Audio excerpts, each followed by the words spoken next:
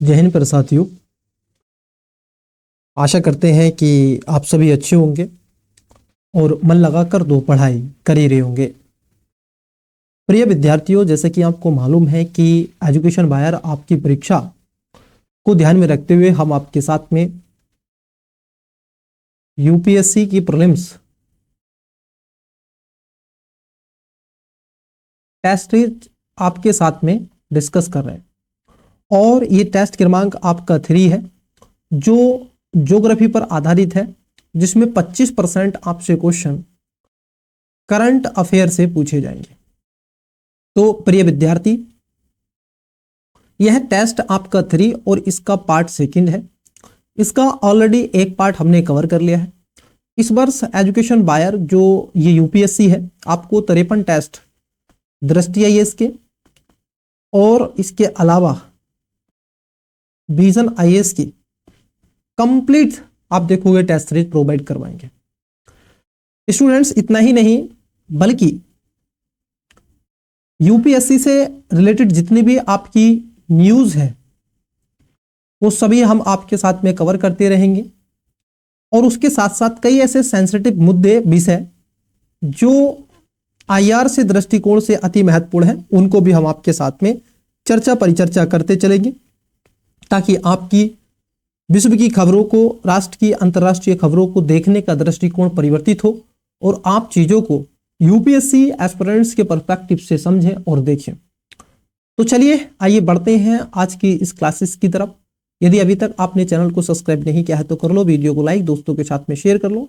ये टेस्ट क्रमांक 3 है, 2 टेस्ट ऑलरेडी हो गए, इसका पार्ट सेकंड है आपका। आइए तो बढ़ते हैं आज के क्वेश्चन क्रमांक पहले की तरफ। आई होप कि आपको पार्ट नंबर पसंद आया होगा। ये आपकी हिंदी इंग्लिश दोनों में अवेलेबल है, जिसमें भी आप लेना चाहते हैं तो आप इस टेस्ट सीरीज को पैड भी ले सकते हैं। तो क्वेश्चन नंबर आपका था 25 नंबर का क्वेश्चन हमने कर लिया था। आज हम देखेंगे 26 नंबर क्वेश्चन। 26 नंबर का क्वेश्चन मैं एक बार देख लेता हूं कि क्वेश्चन आपको फुल विजिबल हो रहा है। क्वेश्चन ऐसा तो नहीं कि किधर से साइड से क्वेश्चन कट रहा हो और क्वेश्चन आपको विजिबल ना हो रहा हो। ठीक है, क्वेश्चन आपको कंप्लीटली विजिबल हो रहा है। तो बताओ, क्वेश्चन आपकी स्क्रीन पर है, देखिए। ये कह रहे हैं आपसे कि वही रूषण कटिबंधीय चक्रवातों के संदर्भ में निम्नलिखित कथनों पर विचार कीजिए। मतलब कि इन्हें खासतौर पर समशीतोष्ण या फिर मध्य अक्षांश चक्रवात भी कहा जाता है। ये जो बहिरूषण चक्रवात है इनको समशीतोष्ण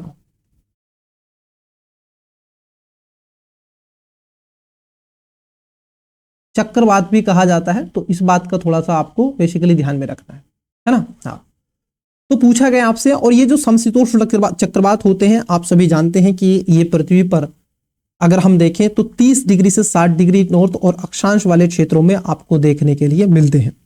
तो ये कह रहे हैं पहला, ये ध्रुवीय वाताग्रहों पर विकसित होते हैं जहां उष्णकटिबंधीय वायु राशियां शीत ध्रुवीय वायु राशियों से मिलती हैं। ऑफकोर्स ये बात आपकी सही हो जाएगी, क्योंकि एक तरीके से ये बोरोक्लिनिन अस्थिरता यहाँ पर होती है जब ठंडी वायु राशियां और उसके साथ साथ गर्म वायु राशियां जब एक साथ दोनों इस तरीके से मिलन होता है। ये आपकी गर्म वायु राशि है और ऊपर आपकी ठंडी वायु राशि है। तो ये दोनों एक दूसरे से मिलती हैं तो ये चक्रवातों की उत्पत्ति और विकास होता है। ये बात आपकी एकदम सही है। वहीं अगर हम देखें दूसरा स्टेटमेंट है आपका कि ये चक्रवात मुख्य रूप से उष्णकटिबंधीय अक्षांशों में कम दाब वाले क्षेत्रों में पनपते हैं या पवनों के अभिसरण के कारण निर्मित होते हैं। तो ये स्टेटमेंट आपका गलत हो जाएगा। क्यों? क्योंकि यह चक्रवात उष्ण अक्षांशों में या उष्णकटिबंधीय चक्रवातों की तरह गर्म कोर के चारों ओर पवनों के अभिसरण से निर्मित नहीं होते, बल्कि इनकी शुरुआत डायनेमिक्स एटमॉस्फेरिक अस्थिरता से होती है, न कि उष्णकटिबंधीय या उष्ण समुद्रों के कनेक्टिविटी एनर्जी से। तो सेकंड यहां पर आपका गलत हो जाएगा। पहला इसमें सही है। कौन सा सही है? तो ऑप्शन नंबर ए इसमें राइट आंसर केवल आपका देखने के लिए मिलेगा। क्योंकि देखो, साइक्लोन पर आपसे क्वेश्चन बनते हैं तो साइक्लोन आपको पता होना चाहिए। उष्ण और शीतोष्ण कटिबंधीय साइक्लोन 2 प्रकार के ही होते हैं। एक होता है साइक्लोन, एक होता है एंटी साइक्लोन। तो बताइए, क्वेश्चन है आपकी स्क्रीन पर, उष्णकटिबंधीय चक्रवातों के संदर्भ में निम्नलिखित कथनों पर विचार कीजिए। लीजिए, उष्णकटिबंधीय, अभी आपसे पूछा गया था समशीतोष्ण कटिबंधीय, अब है उष्णकटिबंधीय साइक्लोन। बड़ा इजी सा क्वेश्चन है। देखो, उष्णकटिबंधीय चक्रवात 27 डिग्री सी से अधिक सतही तापमान वाले उष्ण समुद्रीय जल में विकसित होते हैं, जिससे चक्रवात के निर्माण हेतु आवश्यक ऊर्जा मिलती है। बात एकदम सही है, क्योंकि ये जो चक्रवात होते हैं ये निम्न दाब वायुमंडल की जो पेटियां होती हैं और गर्म उष्ण महासागरी से निर्मित होते हैं। साथ ही सर्वाधिक विनाशकारी और प्राकृतिक मौसम संबंधी घटनाओं से ये एक रूप से जाने जाते हैं।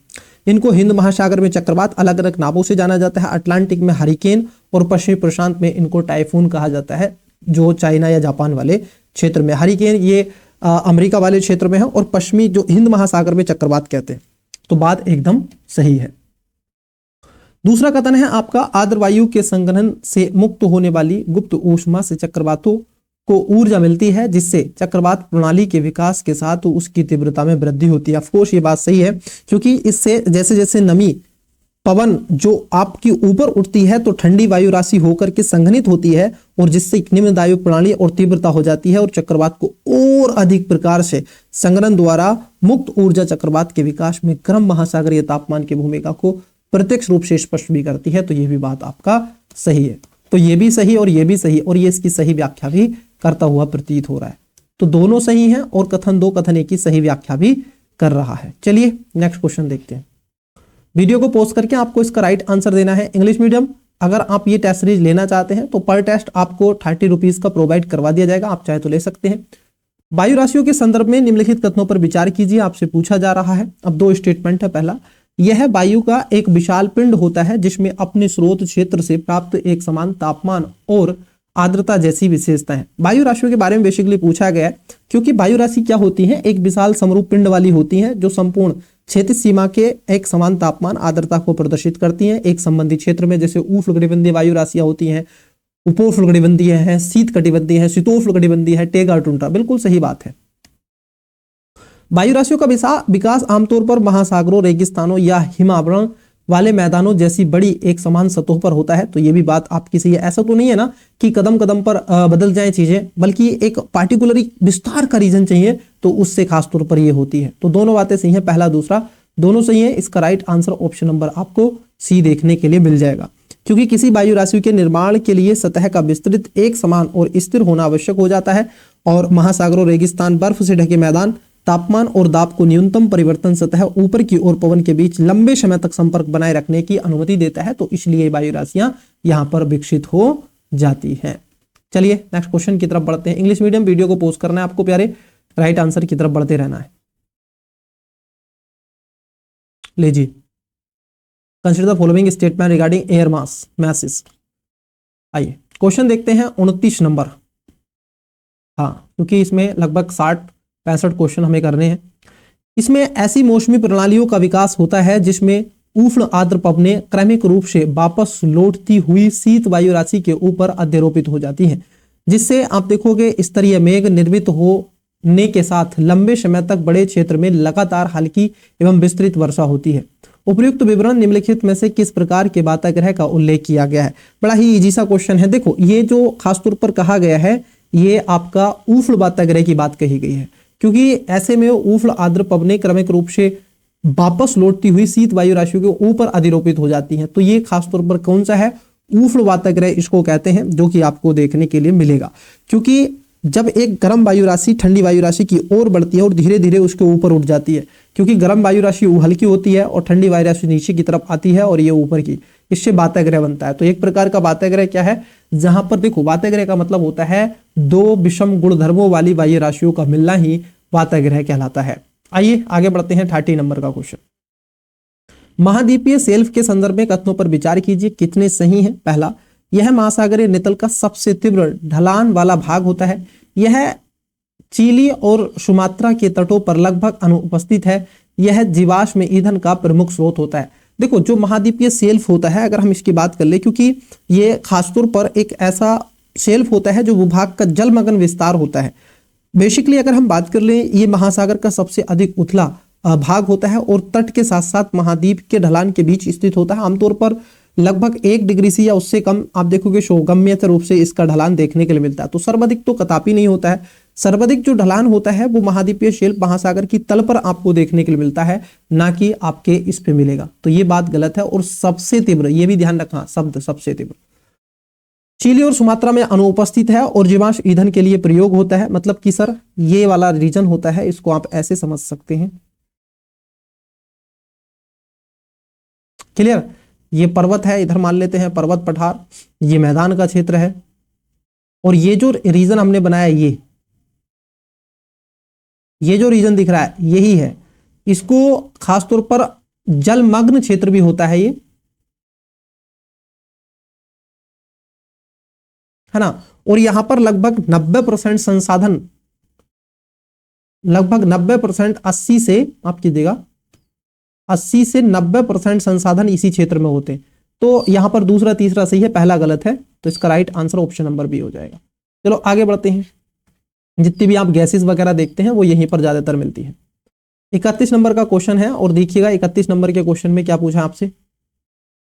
क्वेश्चन है 31 नंबर में, निगमन कैनियन सामान्यतः निम्नलिखित में से किसके किनारे पर मिलते हैं। ये जो निगमन कैनियन होते हैं ये आपको कहां देखने के लिए खासतौर पर मिलते हैं। बड़ा ही अच्छा क्वेश्चन आपसे पूछा गया है। भ्रंशित ढलानों और अनेक द्वीपों वाले तट पर कदापि नहीं मिलेगा ये।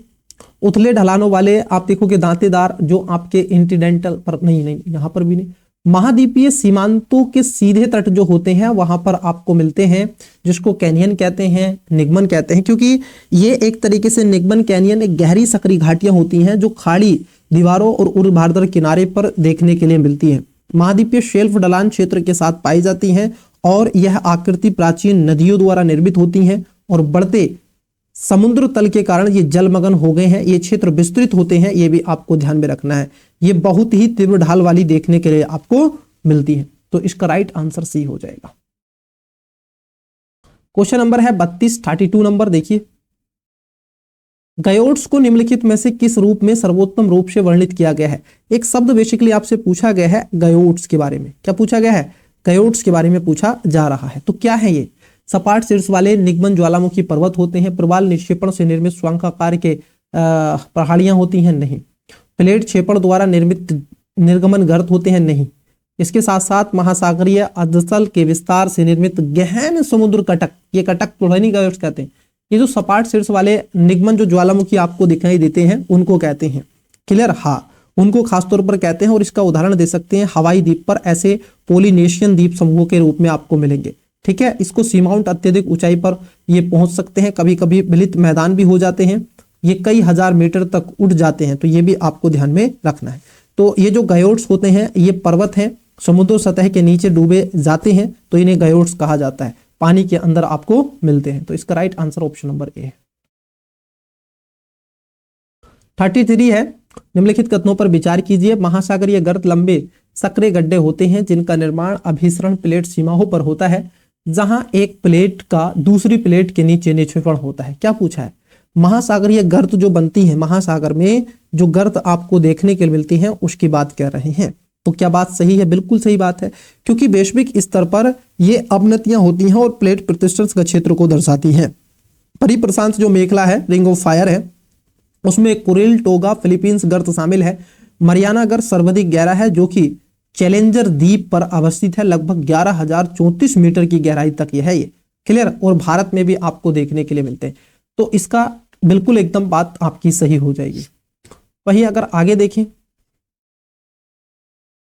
दूसरा अगर हम देखें, दूसरा स्टेटमेंट है कि महासागरीय गर्त मतलब कि ओशियंस जो डीप्स का आशय वितलीय मैदान के विस्तृत समतल क्षेत्र से है और जिसका निर्माण सूक्ष्म अपसादों के खासों पर निक्षेपण से होता है। तो देखो यहां पर ये गलत हो जाएगा, क्योंकि वितलीय जो मैदान होते हैं विस्तृत हल्की ढलान वाली क्षेत्रीय सतह है जो कि सूक्ष्म अपसादों के ढकी होती हैं और ये खड़ी एवं संकीर्ण गर्तों से भिन्न होती हैं। तो यहां पर जो सेकंड है ये आपका गलत है, जबकि पहला सही है। तो कौन सा सही है? तो आप कहोगे केवल इसमें एक सही है, ए इसका राइट आंसर है। आगे बढ़ते हैं। क्वेश्चन है 34 नंबर, देखो आपकी स्क्रीन पर 34 मतलब कि 34 नंबर क्वेश्चन क्या कह रहे हैं आपसे। इसमें पूछा गया है निम्नलिखित कथनों पर विचार कीजिए, कौन सा यह शेष सही है। पहला, जब सूर्य, चंद्रमा तथा पृथ्वी एक सीधी रेखा में होते हैं तब इसको वृत्त ज्वार आता है। अच्छा, ये ज्वार भाटे पर पूछा गया। देखो एक्चुअली क्या है, ओशन के अंदर आपने देखा होगा कुछ इस प्रकार से लहरें चलती हैं, कुछ इस प्रकार से लहरें चलती हैं। ये क्या होता है, जैसे आप बोलते हैं ज्वार और भाटा, ये जो ऊपर उठा हुआ है, ये जो ऊपर उठ रहा है इसको बोलेंगे ज्वार, टाइड बोलते हैं इसको। और ये जो नीचे की तरफ जा रहा है, इसको जो गर्त बन गया नीचे की तरफ ऐसे है, फिर ये ऊपर की तरफ है, तो जहां ऊपर उठ रहा है वह ज्वार है और ये नीचे की तरफ है आपका भाटा, टाइड इव के नाम से इसको कहते हैं। तो जब सूर्य और चंद्रमा पृथ्वी एक सीधी रेखा में होते हैं तब वृत्त ज्वार आपको देखने के लिए मिलते हैं। सही बात है, क्योंकि गुरुत्वाकर्षण संपर्क के कारण समुद्र जो स्तर के होने के वृद्धि अधिक हो जाती है और उसमें गिरावट होती है, तो पृथ्वी की सतह अनुभव किए जाने वाले ज्वार भाटे का एक तरीके से परिणाम निर्धारित होता है। तो ये बात आपकी सही है। और इस समय पूर्ण और अमावस्या के समित घटित होता है, तो ये चीजें आपको देखती हैं। तो पहला सही है। सूर्य तथा चंद्रमा पृथ्वी के सापेक्ष एक दूसरे के समकोण पर होते हैं, लघु ज्वार आता है। बिल्कुल सही बात है, क्योंकि इस समय मध्य और उच्च ज्वार के निम्नतर रूप से देखा जाता है। ये तीसरी तिथि के आसपास होता है, जब चंद्रमास के प्रथम और तृतीय चरण में पहली और तीसरी तिथि होती है। तो ये बात सही है, जब सूर्य और पृथ्वी के सापेक्ष समकोण बनाते हैं। तो पहला भी सही, दूसरा भी सही। तो कौन सा सही है, इसमें दोनों बातें आपकी सही हो जाएंगी। चलिए, क्वेश्चन है आपकी स्क्रीन पर, 35 नंबर का क्वेश्चन है। इसका राइट आंसर आपने देना है कमेंट्स में, बताइए।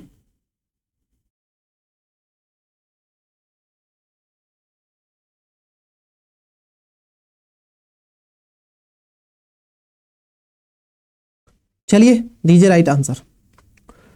यह निम्नलिखित कथनों पर विचार कीजिए। अंडमान निकोबार द्वीप समूह 10 डिग्री चैनल मानक एक जल निकाय द्वारा पृथक होता है। देखो, कई विद्यार्थी क्या है, मॉक दर्शक बनके ये टेस्ट सीरीज को देखते हैं। मैं कहता हूं प्लीज आप इसका राइट आंसर दें। आप कम्युनिकेट करोगे, ठीक है, तब मेरे साथ में संपर्क आपका रहेगा, तो आप चीजों को और अच्छा कर पाओगे। क्लियर? तो इसका राइट आंसर आप दे। बड़ा ही अच्छा क्वेश्चन आपसे पूछा गया है। अंडमान निकोबार द्वीप समूह 10 डिग्री चैनल से क्या है, जलाशय से निकाय से पृथक होते हैं। बैरन द्वीप भारत का एकमात्र सक्रिय ज्वालामुखी है। बंगाल की खाड़ी में स्थित लक्षद्वीप ज्वालामुखी उत्पत्ति द्वीप समूह का हिस्सा है। बताओ कितना सही क्वेश्चन पूछा गया है। तो ये आंसर आपको इसका बताना है, करेक्ट आंसर आपको देना है। क्लियर? मैं हिंट्स कर देता हूं। देखो, भारत का मैप याद रखा करो जब ज्योग्राफी पढ़ रहे हो। इधर है आपका अरब सागर, अरब ओशियन इधर है, और यहां पर मिलता है आपको लक्षद्वीप। इधर है आपका BOP, जिसको आप बोलते हैं बंगाल की खाड़ी। क्लियर? तो यहां पर आपको मिलता है अंडमान निकोबार, कुछ इस प्रकार से। तो इसको भी क्या है, आपको ध्यान में रखना चाहिए। तो इसके अनुकूल आप इसका राइट आंसर दे सकते हैं। चलिए आगे बढ़ते हैं। क्वेश्चन है आपका 36 नंबर, 36 नंबर का क्वेश्चन देखिए जरा। 36 नंबर ये कह रहे हैं आपसे कि निम्नलिखित कथनों पर विचार कीजिए। मेघालय और कार्बी अलोंग पठार को मुख्यतः प्रायद्वीपीय पठार का विस्तार माना जाता है। आपने देखा होगा, यदि आप भारत की बात करते हैं और इसको थोड़ा बहुत भी अगर समझते हैं तो चीजें बड़ी ही विस्तार से आपको समझ में आ जाएंगी।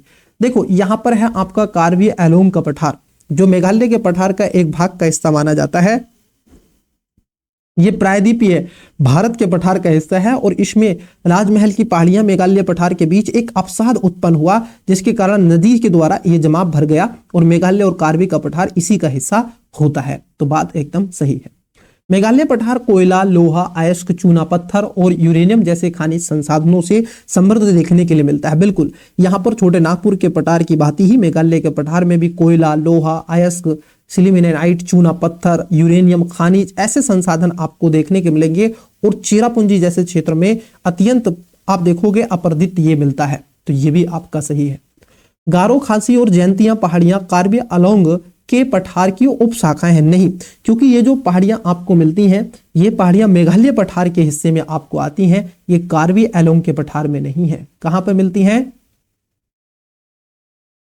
ये मेघालय पठार में मिलेंगी। तो थर्ड स्टेटमेंट गलत है। तो इसमें दो सही है, पहला और दूसरा सही है, तीसरा इसमें गलत है। और गारो, खांसी, जैतियां जो हैं यहां पर आपको देखने के मिलेंगी। और ये भी ध्यान में आपको रखना है, ये जो नाम इनका रखा गया है यहाँ के ट्राइब्स के आधार पर रखा गया है। इंग्लिश मीडियम वीडियो को पोस्ट करके राइट आंसर देते चलेंगे।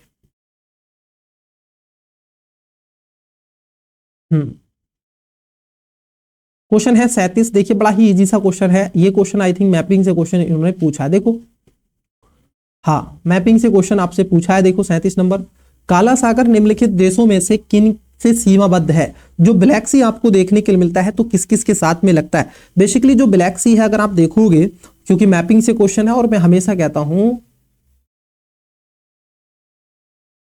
मैपिंग करते रहो।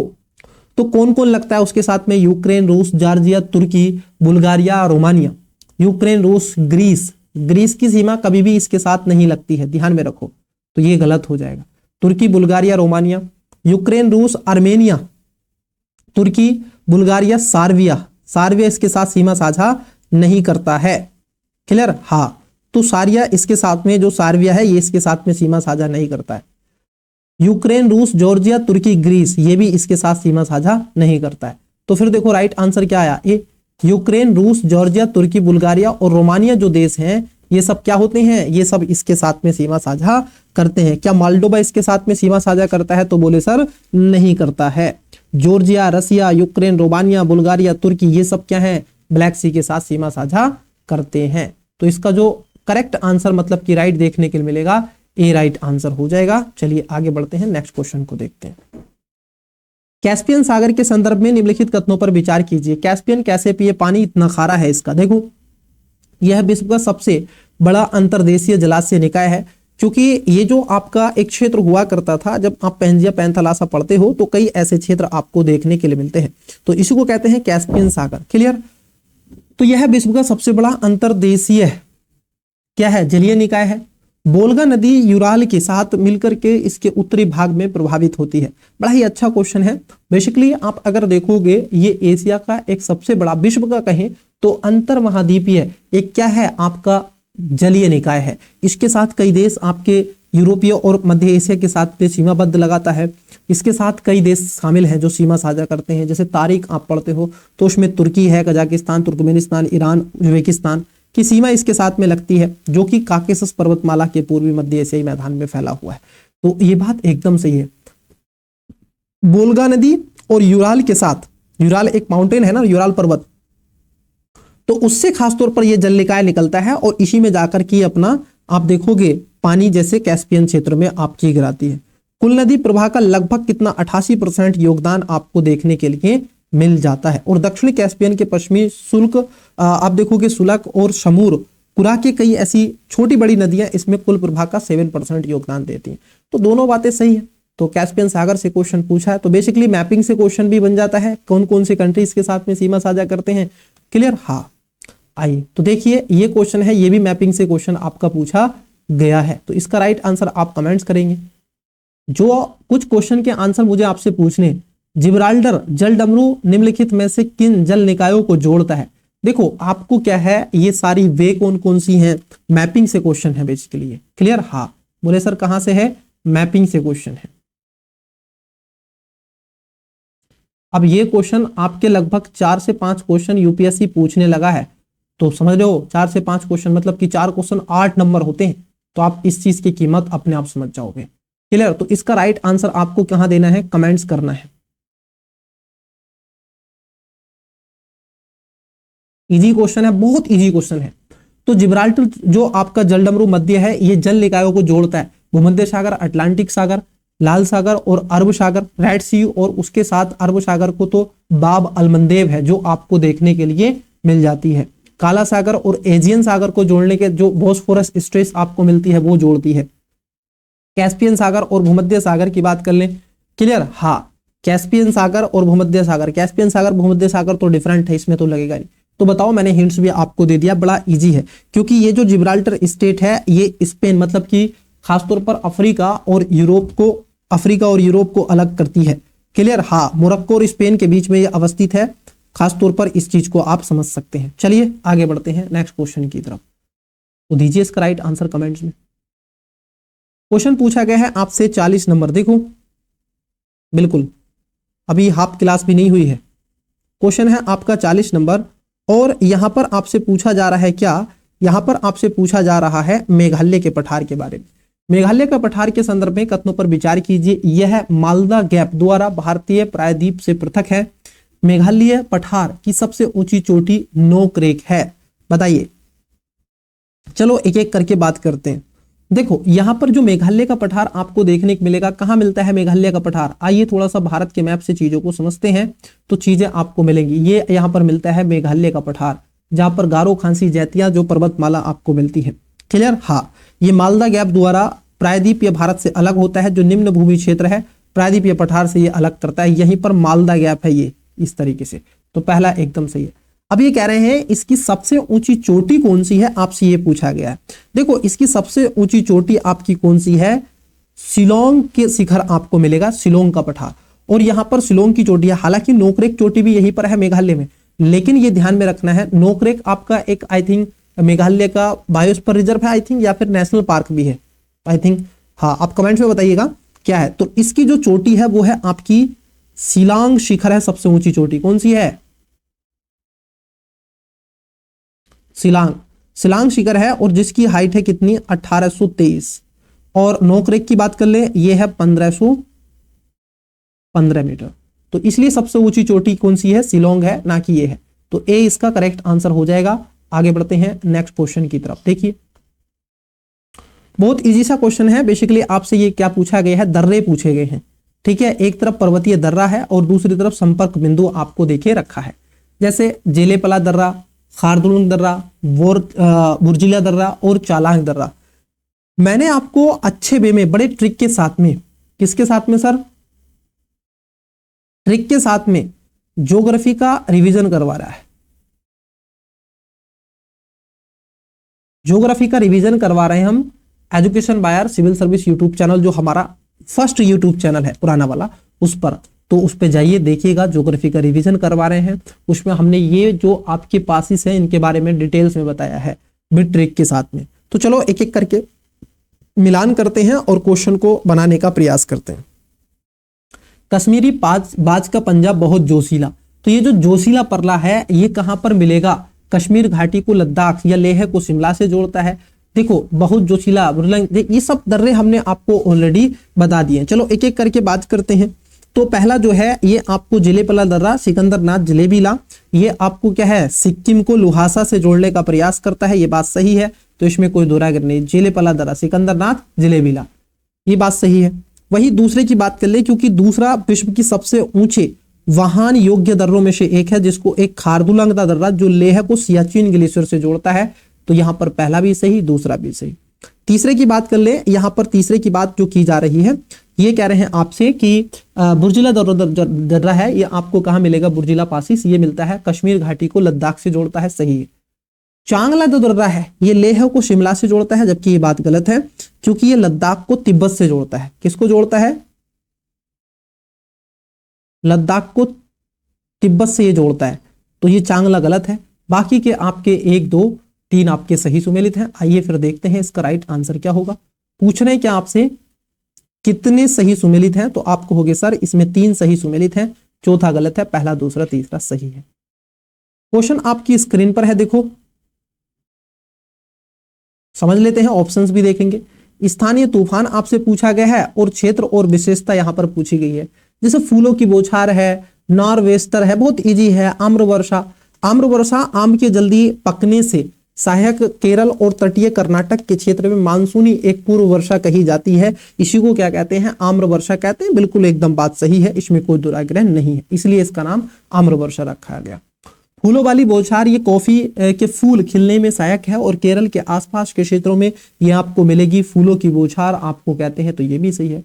नॉरवेस्टर जो है ये स्थानीय रूप से काल वैसाखी के रूप में बंगाल के और असम के क्षेत्र में शाम के भीषण तूफान होते हैं, इसको कहते हैं नॉरवेस्टर। तो तीनों बातें सही हैं, ऐसा आपसे पूछ लिया जाता है। तो बताओ कितना इजी है, कितने सही सुमेलित हैं। आप कहोगे सर इसमें तीनों सही सुमेलित हैं, तो सी इसका राइट आंसर आएगा। फिर चलो आगे बढ़ते हैं। इजी था, बिल्कुल इजी था। भारतीय पत्तन अधिनियम 2025 ये करंट अफेयर से क्वेश्चन बना है, आइए देखते हैं। इसके अंतर्गत स्टेट मैरीटाइम बोर्ड के प्रमुख और गैर प्रमुख बंदरगाहों का प्रबंधन करने, साथ ही इनका शुल्क निर्धारित करने का अधिकार है। किसको, बोर्ड को। क्या है, क्या ऐसा देखने के लिए आपको मिलेगा, बताओ। पहला स्टेटमेंट क्या है, पहला स्टेटमेंट आपका क्या है, क्या सही है या फिर गलत है, हाँ बोलो। तो एकदम गलत है, क्योंकि इसको यह अधिकार नहीं होता है। तटीय राज्यों द्वारा राज्य समुद्री बोर्ड को औपचारिक रूप से मान्यता देता है, ना कि गैर बंदरगाह प्रबंधन को। तो यहां पर आपका पहला गलत है। इसके तहत राज्य सरकार को विवाद समाधान समितियां स्थापित करना आवश्यक है और जिनके फैसलों को अपील सीधे हाई कोर्ट में दी जा सकती है, ये सही है। तो पहला इसमें गलत है, दूसरा इसमें सही है। राइट आंसर बी हो जाएगा, पहला गलत और सी और ए गलत हो जाएगा। अपना घर पहल, ये चर्चाओं में रहा था, ये भी करंट अफेयर से क्वेश्चन है। क्या है? ये भी आपका करंट से अफेयर क्वेश्चन है। अपना घर पहल के संदर्भ में कथनों पर विचार कीजिए। इसे राष्ट्रीय राजमार्ग पर ट्रक चालकों के लिए विश्राम की सुविधा प्रदान करने हेतु सड़क परिवहन और राजमार्ग मंत्रालय द्वारा शुरू किया गया। देखो, ये जो पहल प्रोग्राम खासतौर पर स्टार्ट किया गया था, ये किया गया था पेट्रोलियम और प्राकृतिक गैस मंत्रालय के द्वारा। अपना घर पहल क्लियर, ये महत्वाकांक्षी जिला पहल प्रारंभ के अंतर्गत है। तो यहां पर पहला जो स्टेटमेंट है वो गलत है। अपना घर में उपलब्ध सुविधाओं में आप देखोगे शयन गृह, स्वयं खाना पकाने का क्षेत्र, रेस्तरां और शुद्ध पेयजल शामिल होगा। बिल्कुल सही बात है। इसमें लगभग आप देखोगे 20 से 30 बिस्तर देखने के लिए मिलेंगे। रेस्तरां और ढाबे, स्वयं खाना पकाने क्षेत्र, स्वच्छ शौचालय और स्नान कक्ष, शुद्ध पेयजल इत्यादि की सुविधाएं यहाँ पर मिली हैं। प्रत्येक साइट्स पर आवश्यक सुविधाएं उपलब्ध कराई जाती हैं, जैसी ये सुविधाएं हैं आपको। क्लियर। तेल विपणन कंपनियों ने राष्ट्रीय राजमार्गों के किनारे ये खुदरा दुकानों पर अपना घर सुविधाएं स्थापित करने की बात की है। तो यहां पर क्या हो जाएगा? दूसरा एकदम सही है और पहला यहां पर गलत है। तो बताइए इंग्लिश मीडियम, आप भी वीडियो को पॉज करके राइट आंसर देंगे।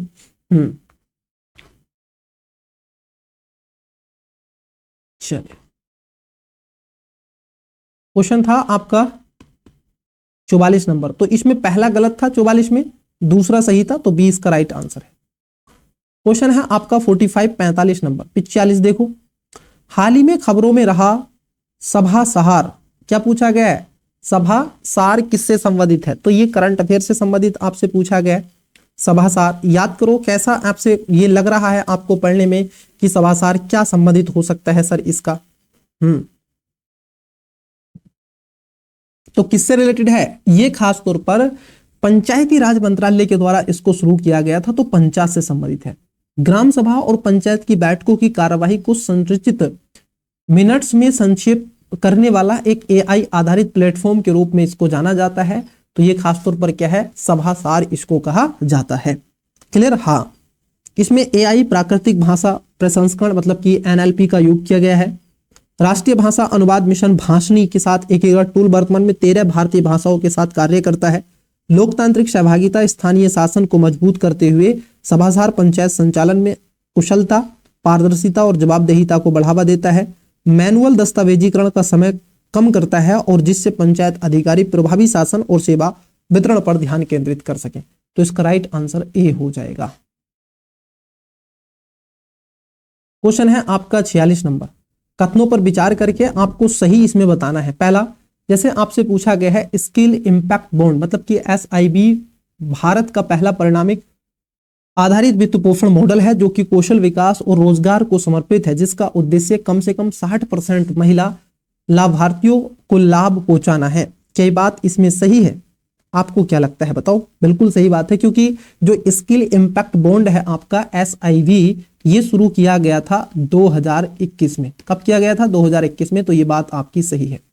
SIB मॉडल प्रशिक्षण पूर्णता या फिर प्रमाणन दरों के बजाय रोजगार प्लेट्स आप देखोगे प्लेसमेंट एवं स्थायित्व परिणामों पर केंद्रित होता है। ये भी बात आपकी सही है। तो दोनों बातें इसमें आपकी सही देखने के लिए मिलेंगी। क्लियर। हाँ, दोनों ही पॉइंट आपके क्या हो जाएंगे? यहां पर आपके करेक्ट हो जाएंगे। तो इसका राइट आंसर क्या होगा? सी इसका करेक्ट आंसर होगा। चलिए आगे बढ़ते हैं। ये बहुत इजी सा क्वेश्चन था, बेसिकली करंट अफेयर था ये 2021 का।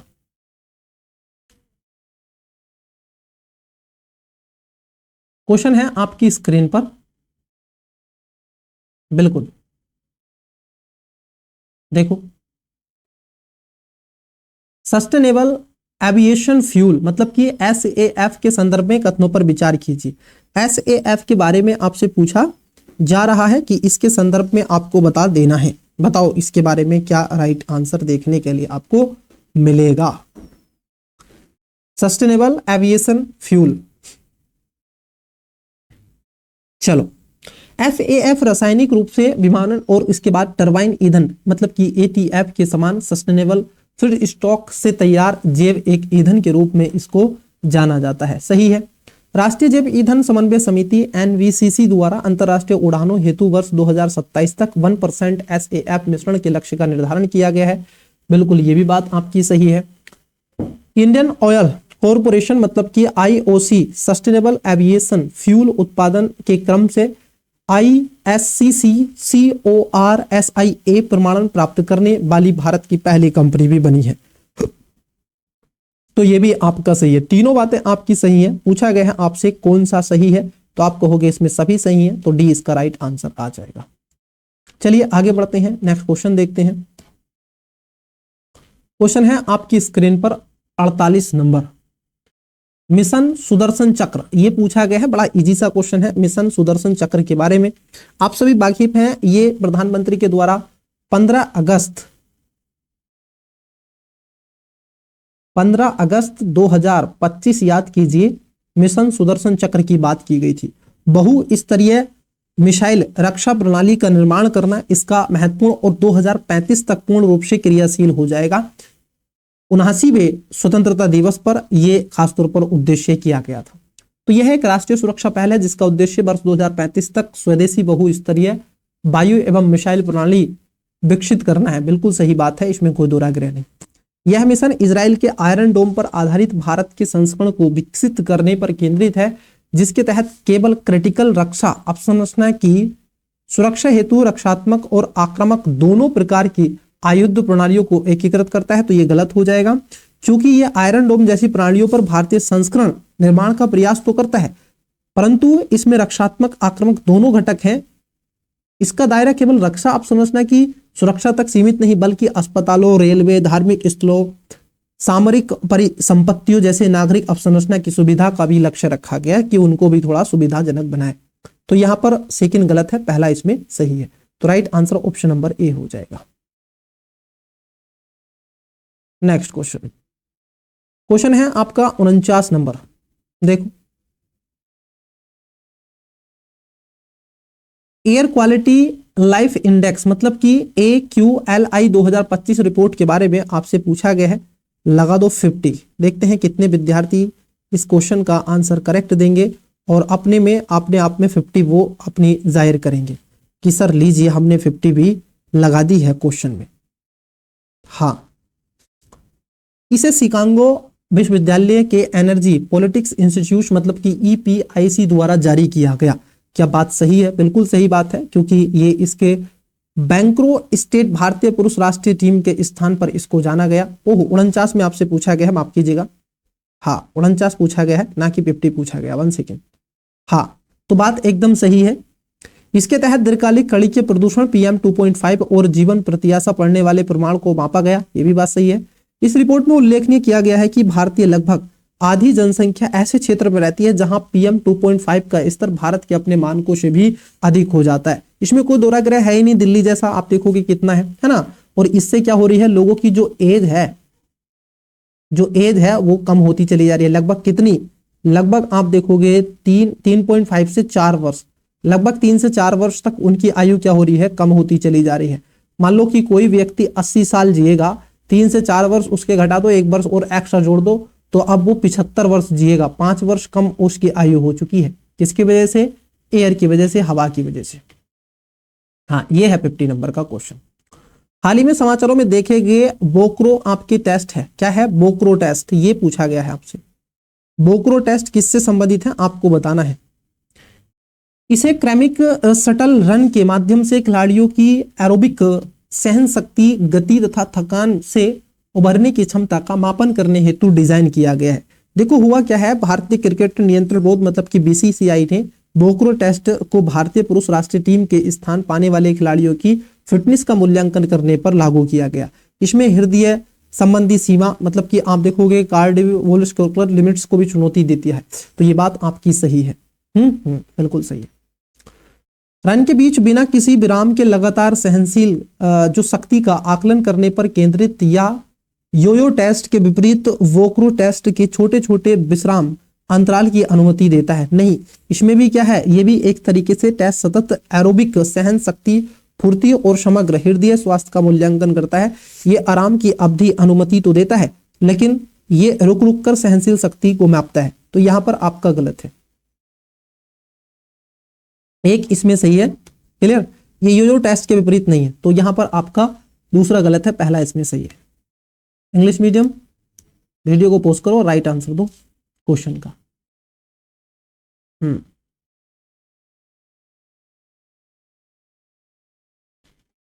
चलिए देखिए, क्वेश्चन है 51 नंबर, ज्यादा नहीं 60 क्वेश्चन करेंगे।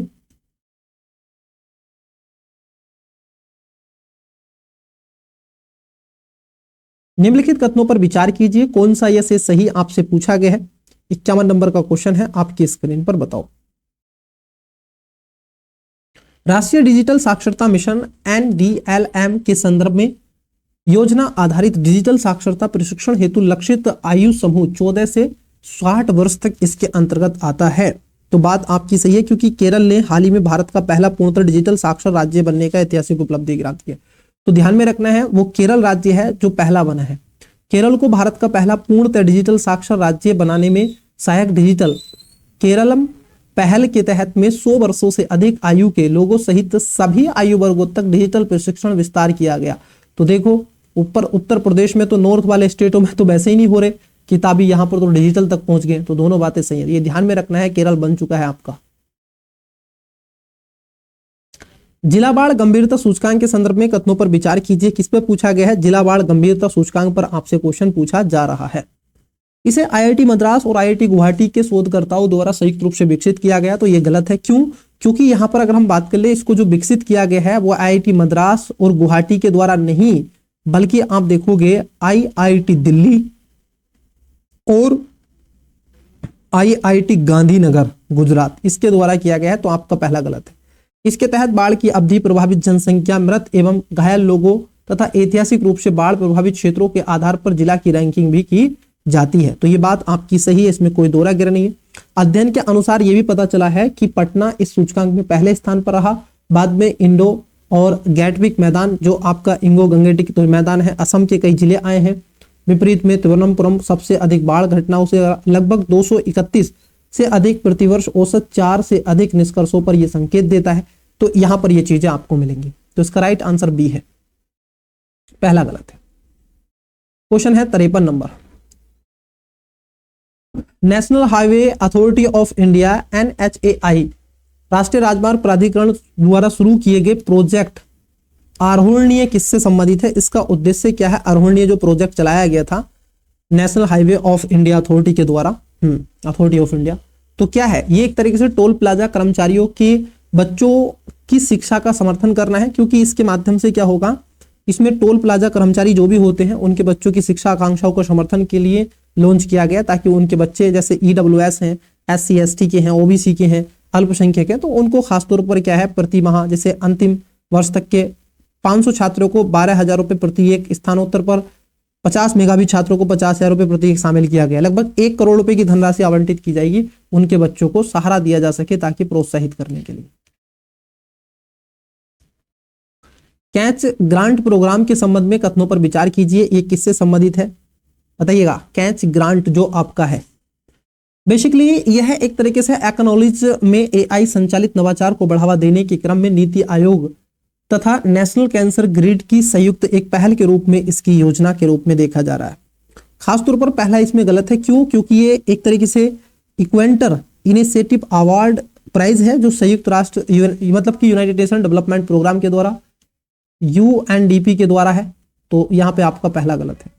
इसके तहत कैंसर स्क्रीनिंग एवं उपचार AI आधारित समाधान हेतु तकनीकी नव प्रवर्तकों तथा क्लिनिकल साझेदारों को प्रति चयनित परियोजना पर अधिकतम 50 लाख प्रदान करना शामिल है। मतलब कि एक राशि, एक मुफ्त राशि दी जाएगी इनको।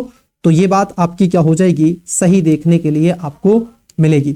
तो यहाँ पर जो सेकंड स्टेटमेंट है, अगर हम उसकी बात कर ले, वो सही है और पहला स्टेटमेंट गलत है। तो 20 का करेक्ट आंसर होगा। चलिए 55 नंबर का क्वेश्चन देखते हैं। क्वेश्चन पूछा गया है आपसे, इक्वेटर इनिशिएटिव अवार्ड 2025, ये क्या है सर? ये करंट अफेयर में आया क्वेश्चन है। CA हम लिख देते हैं करंट अफेयर को। तो बताओ 55 में आपसे पूछा जा रहा है, बताइए अक्सर आप देखोगे जैव विविधता संरक्षण हेतु नोबेल पुरस्कार में संदर्भित करने जाने वाले, नहीं, यूएनईपी की पर्यावरण के द्वारा नहीं होता है, ये यूनाइटेड नेशन डेवलपमेंट प्रोग्राम के द्वारा किया गया है, तो यहां पर ये गलत है। कर्नाटक के धारवाड़ जिले में तीर्थ गांव बीबी फातिमा महिला स्वयं सहायता समूह इसके विजेता के रूप में से एक है, बिल्कुल ये बात सही है। बीबी जो फातिमा है वो इसके लिए जानी जाती हैं, इसमें कोई दोहरा गिरा है नहीं। क्लियर, उन्होंने ये आपका 2025 का आप देखोगे इक्वेटर इनिशिएटिव अवार्ड जीता, जो प्राय जैव विविधता संरक्षण के लिए नोबेल पुरस्कार भी कहा जाता है। तो यहां पर राइट आंसर हो जाएगा ऑप्शन नंबर बी। क्वेश्चन है आपका 56 नंबर, मातृ वन पहल के बारे में पूछा गया है। यह दिल्ली सरकार, खासतौर पर यह पहल दिल्ली एनसीआर को मरुस्थलीकरण से बचाने के क्रम में एक प्राकृतिक अवरोधक के रूप में भूमिका निभाने वाले अरावली पारिस्थितिकी तंत्र के पुनरुद्धार में सहायक है। ये मोस्ट हो जाता है इस बार, अरावली जो है बहुत इंपॉर्टेंट है, ये ध्यान में आपको रखना है। तो बात सही है, क्योंकि एक पेड़ मां के नाम कार्यक्रम, ये मातृ वन पहल जो है भारत सरकार के द्वारा शुरू की गई थी। इसमें बृहत शहरी नवीकरण परियोजना को बढ़ावा देना था। थीम थी आधारित शहरी वन विकसित करना और जैव विविधता पुनर्स्थान बहाल और शहरी स्थिरता जन सहभागिता को बढ़ावा देने के लिए प्रयास किया गया था। क्योंकि जो वृक्ष होते हैं वो क्या है, हृदय और फेफड़ों की तरह कार्य करते हैं। कहाँ? इसमें हमारे पर्यावरण में, हमारी अर्थ पर। इस परियोजना का उद्देश्य अरावली क्षेत्र में खासतौर पर प्रोसेसिप्स जूलीफ्लोरा जैसी तीव्र वृद्धिशील विदेशी प्रजातियों को बढ़ावा देकर के स्थानीय वनस्पति पुनरुद्धार करना। नहीं, इसको खत्म करना है, इसको बढ़ावा नहीं देना है, बल्कि इसको रोकना है। तो इसका राइट आंसर ए हो जाएगा। आवाज प्रोग्राम ऑफ एक्शन 2024 और 34 से स्टार्ट किया गया है। ये स्थल रुद्ध विकासशील देशों, मतलब कि लीस्ट डेवलपमेंट जो आपके कंट्रीज होते हैं, प्राथमिक रूप से निम्नलिखित में से किस क्षेत्र में प्रगति को बढ़ावा देने पर केंद्रित है? आवाज प्रोग्राम ऑफ एक्शन, हाँ, किसको बढ़ावा देने पर है ये जो कि 2014 से 2024 तक था, उत्तरवर्ती ढांचा था, लेकिन इसको संयुक्त राष्ट्र महासभा के द्वारा आगे बढ़ाने का प्रस्ताव रख दिया गया है। तो ये व्यापार प्रोत्साहन, प्रौद्योगिकी और जलवायु अनुकूलन को बढ़ावा देने का प्रयास करता है। इसका राइट आंसर ए हो जाएगा। चलिए आगे बढ़ते हैं। इंग्लिश मीडियम वीडियो को पोस्ट करके राइट आंसर देना है आपको भी। टेस्ट सीरीज के लिए टेलीग्राम पर हमारा व्हाट्सएप नंबर प्रोवाइड करवा दिया गया, वहां से जाके कांटेक्ट कर ले। टेक्निकल टीम आपको सारी डिटेल्स दे देगी, क्या कैसे टेस्ट सीरीज आपको प्रोवाइड करवाई जाएगी। क्लियर? हाँ, ऐड अगर आप लेना चाहते हैं तो फुल टेस्ट सीरीज आपको मिल जाएगी। आइए